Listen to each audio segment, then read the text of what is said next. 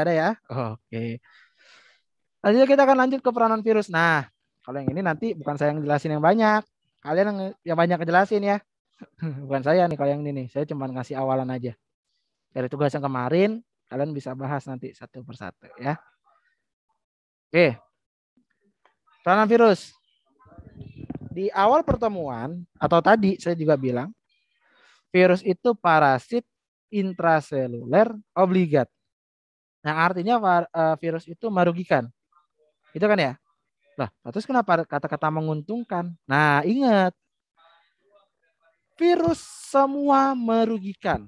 Tapi manusia diberikan akal oleh Tuhan untuk mengelolanya. Ya, sampai akhirnya sama manusia dibuat bisa menguntungkan. Gitu. Contoh yang pertama kayak misalnya pembuatan vaksin.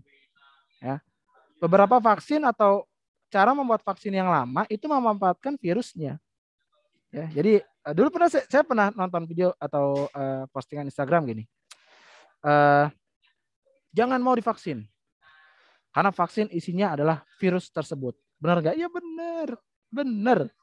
Tapi virusnya sudah dikelola sama manusia sehingga virusnya bisa terjinakkan, bisa dikendalikan biar bisa ngelawan virusnya yang lain. Gitu ya. Kalau misalnya ada yang apa namanya? Ada yang pernah pakai vaksin Sinovac ya misalnya nih, karena yang pertama kali aman buat anak SMA kan Sinovac. Ya pas disuntikan ke tubuh kalian vaksin itu ya, pas disuntikan ke tubuh kalian itu isinya virus. Tapi virusnya sudah dikendalikan. Sudah dibuat biar bisa ngelawan virus yang sama dengan dia. Gitu ya.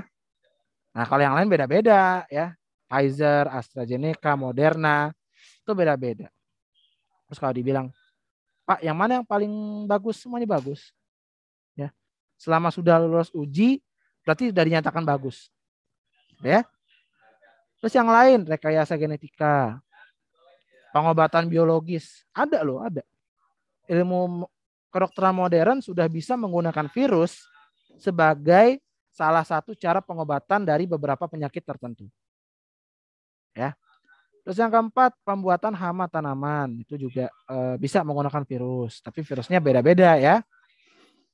Pembuatan hormon insulin, ya, pembuatan perangkat elektronik, ya, karena virus itu sangat kecil, sehingga itu yang dimanfaatkan oleh manusia, ya, dalam kondisi tertentu karena dia sangat kecil bisa dimanfaatkan. Dan yang terakhir adalah produksi interferon, ya.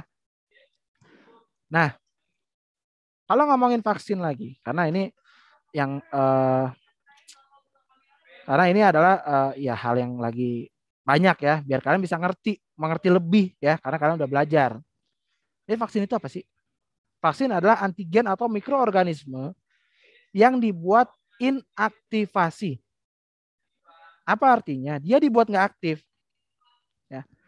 Sama kayak saya punya handphone nih. Saya punya handphone nih ya. Saya punya handphone. Kalau dia aktif, dia bisa nelpon. Bisa SMS, bisa WA, bisa IG ya. Kalau ada internetnya. Tapi kalau misalnya saya setting, dah ini nggak bisa buat apa-apa. Bisanya cuma buat SMS, buat telepon. Ya udah, biasanya itu aja. Sama, vaksin juga kayak gitu. Virusnya disetting agar dia nggak bisa menyerang tubuh kita. Nah, atau kalaupun menyerang tubuh kita, dia hanya menyerang secara lemah. Sehingga tubuh kita kenal, wah ini ada orang asing nih masuk, nih siapa nih siapa. Gitu. Kira-kira kayak gitu. Ya. Akibatnya apa sih Pak? Kalau kenapa sih Pak? Karena ada yang namanya antibody spesifik. Itu. Antibody spesifik jadi tubuh kita sama Tuhan, sama Allah itu diciptakan kalau udah kenal ya dia akan ingat. Sama kayak saya nih misalnya tadi nih. Saya bilang kan, oh iya nih bener nih Doni Gariswan yang ini orangnya karena saya udah pernah lihat. Atau pas yang lain, oh Benayah kayak gini nih, oh karena saya udah pernah lihat. Tubuh kita pun seperti itu. Pas masuk virusnya, jebret, oh apa nih? Oke, kita lihat dulu. Oh dia bentuknya begini. Oh dia akibatnya gini gini gini. Oke, Berarti kalau masuk lagi kita harus tanggulangi. Itulah gunanya vaksin. Ya. Nah, kalau vaksinasi adalah proses pemberian vaksin kepada seseorang ya. Ya nggak harus orang sih, tapi ya karena ya ada kepada makhluk hidup lah. Karena ada loh, vaksin itu pada hewan juga ada. Kalau yang apa namanya? Biasanya punya kucing, anjing atau hewan tertentu gitu kan, itu bisa divaksin gitu. Saya pernah lihat postingannya ada selama pemerintah digratiskan vaksin-vaksin tertentu biar nggak terkena penyakit juga. Ya, tapi yang harus diingat gini, vaksin itu bukan obat. Ya, vaksin itu bukan obat. Ya, jangan bayangin, makanya akan selalu jadi pertanyaan gini, gue udah divaksin, tapi kok masih bisa kena? Ya, karena vaksin itu bukan obat. Ya, bukan obat, bukan nggak kayak Panadol yang kamu malam ini pusing, ya minum Panadol, pagi udah nggak pusing, nggak kayak gitu. Vaksin itu bukan sebuah upaya antisipasi, ngerti gak antisipasi? Antisipasi itu sama kayak banjir, terus biar bisa keluar pakai perahu karet. Banjir biar bisa barang nggak kena dipindahin. Itu antisipasi namanya. Tapi vaksin adalah sebuah pencegahan. Mencegah biar kita tidak terkena lebih parah, ya, lebih berat, gitu. Ya.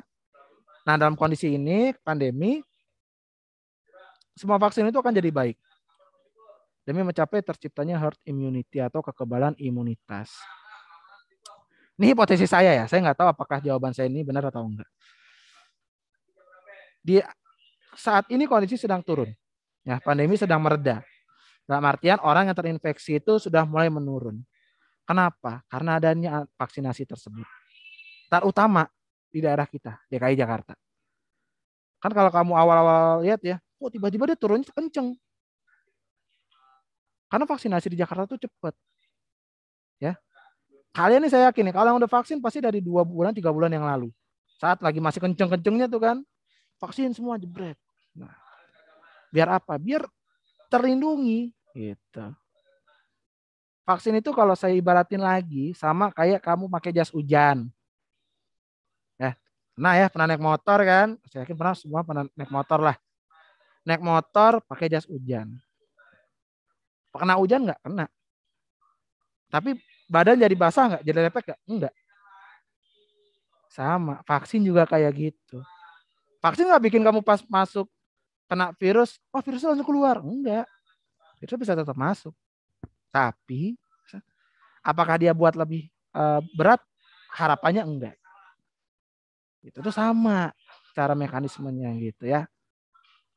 Jadi jangan membayangkan, divaksin nggak vaksin sama-sama bisa kena penyakit. Iya, memang.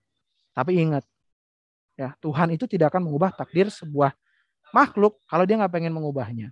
Kita sudah berikhtiar, harapannya kita tidak diberikan penyakit yang parah oleh Tuhan. Gitu ya. Jadi gitulah cara berpikirnya kayak gitu. Cara berpikir makhluk yang diberikan akal oleh Tuhan tuh kayak gitu. Ya. Oke.